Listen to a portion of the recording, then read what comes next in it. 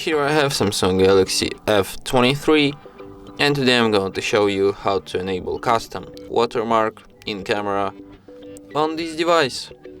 So firstly, let's open camera, tap on the gear icon here, enable watermark firstly, then go here, and here you can add your own custom watermark. For example, let's add this text, and now every photo you take will be marked with its custom watermark, just like this. And that's it. Thanks for watching. If you find this tutorial useful, don't forget to hit that like button and subscribe to our channel.